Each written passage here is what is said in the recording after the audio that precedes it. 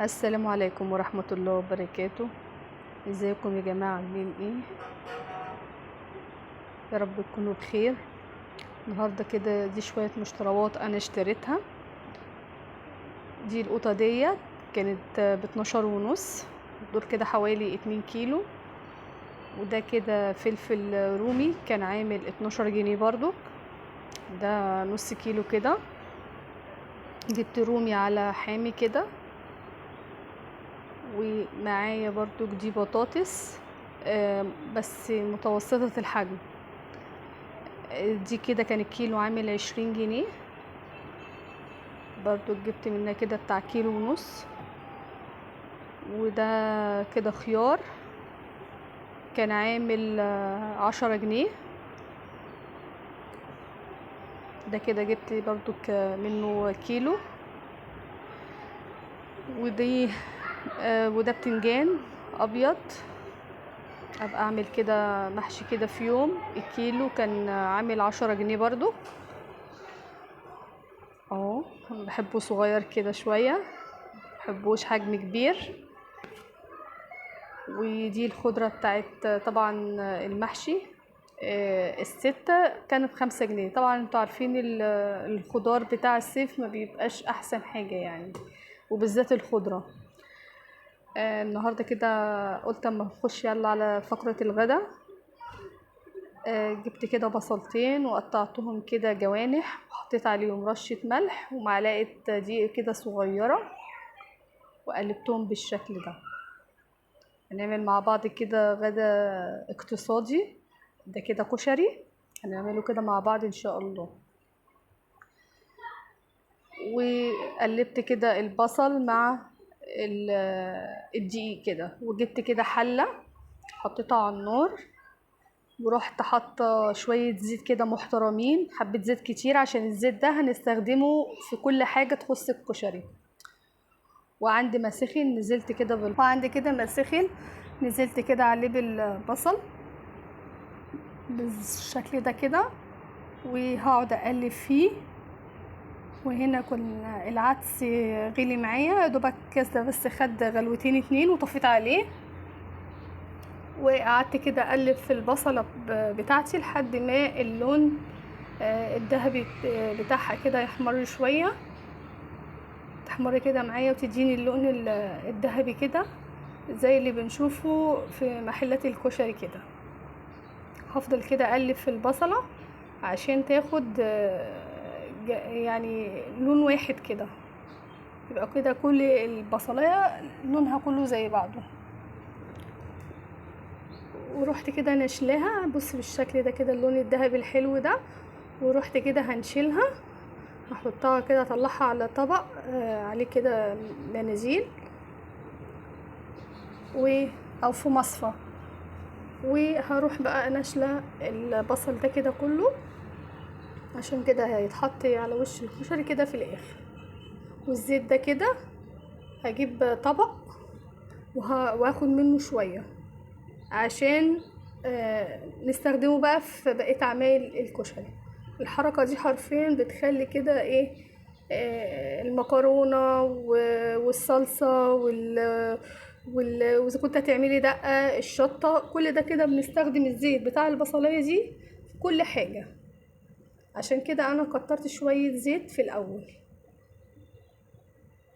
وهاخد كده من الزيت دوت، هاخد كده شوية احطهم كده في طبق، وهحطهم كده على جنب عشان هستخدمهم في الحاجة كلها بتاعة الكشري بالشكل ده كده. كنت بقى غاسلة معايا، هنزل دلوقتي بالرز. تقدري تحطي الشعرية بتاعتك وتحمريها في الوقت ده لو انتي عايزاه بشعرية. انا كده هعمله من غير شعرية. حطيت كده الرز اسفة، وقعدت اشوح فيه. لازم كده اقعد اشوح كده في الرز عشان يبقى الكشري معايا كده مفلفل وما يعجنش معايا. وبرضك هنزل بالعدس اللي احنا غليناه غلوتين 2 بس وصفيته، هنزل برضك عليه كده بعد ما خدت تشويحة مع الرز. هنزل كده بالعدس، وبعد كده برضك هفضل اشوح فيه وهحط برضو التوابل بتاعتي. هحط كده ملح وكمون، وهحط مكعب دجاج،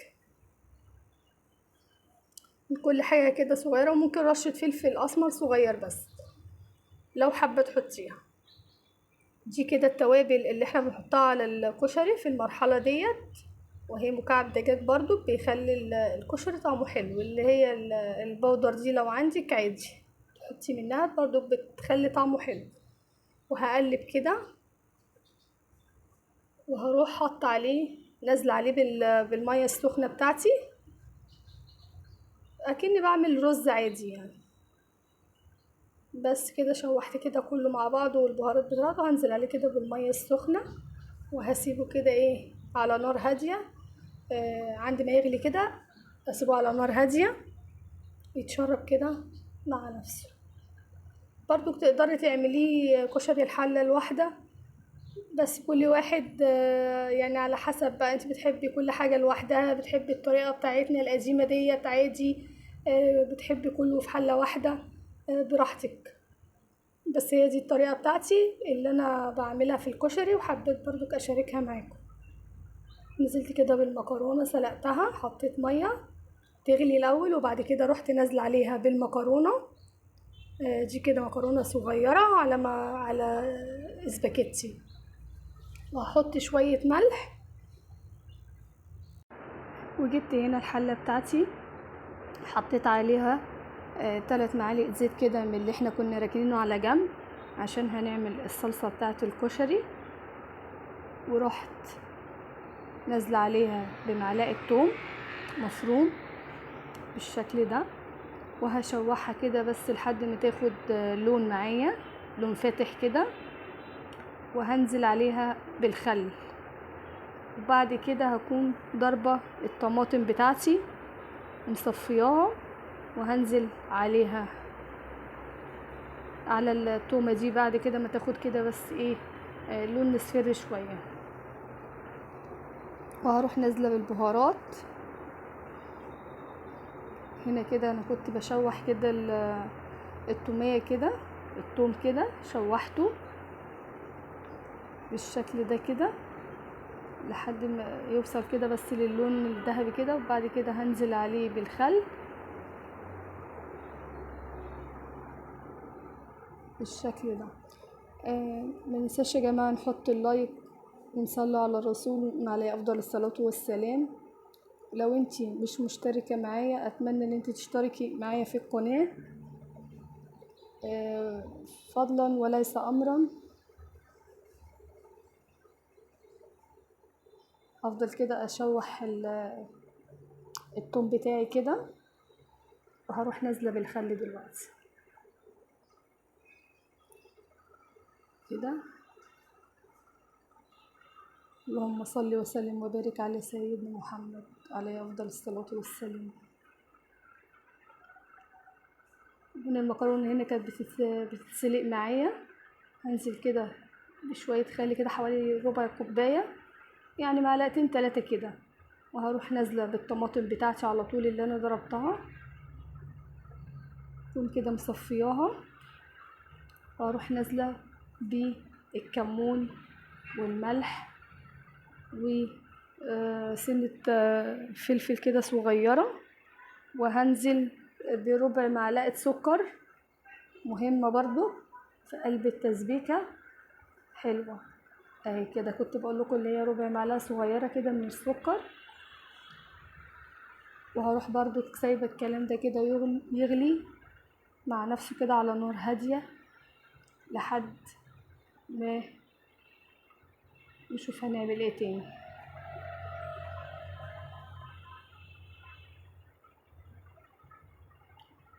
سبتها كده على نار هادية. هنا بقى كانت المكرونة اتسلقت معايا، صفيتها ورحت جايبة معلقتين زيت ونزلت عليها بالمكرونة زيت من اللي احنا اخدناه بتاع البصل الاول.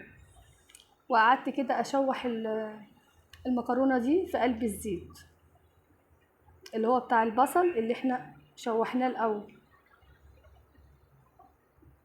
كانت كده المكرونة بتاعتي اتسلقت تماما، ورحت برضك نازلة عليها كده، وقعدت كده برضك على النار كده بس تاخد كده بس ايه تشويحتين اتنين كده بس في قلب الزيت على النار كده هادية، وهطفي عليها على طول. وهنا كانت الصلصة اهي بتتسبك معايا، قربت كده تخش على السوا.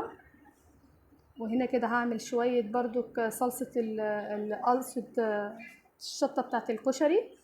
خدت برضك معلقتين زيت من اللي احنا كنا برضك راكنينه على جنب، وهحط كده شوية شطة يدوبك بس تاخد كده تقلبتين كده على نار هادية.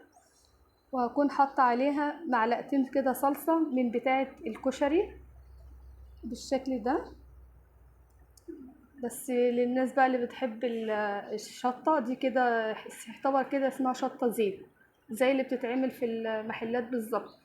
وادي هي الشطة اهي بتاعتي والصلصة اهي، وادي الكشري اهو، وده جرجير. وده كده كان غدانا النهاردة، اللهم لك الحمد والشكر. وهو دي كده شكل الغدا بتاعنا. اتمنى ان انتوا تشتركوا في القناة، ولكم مع السلامة.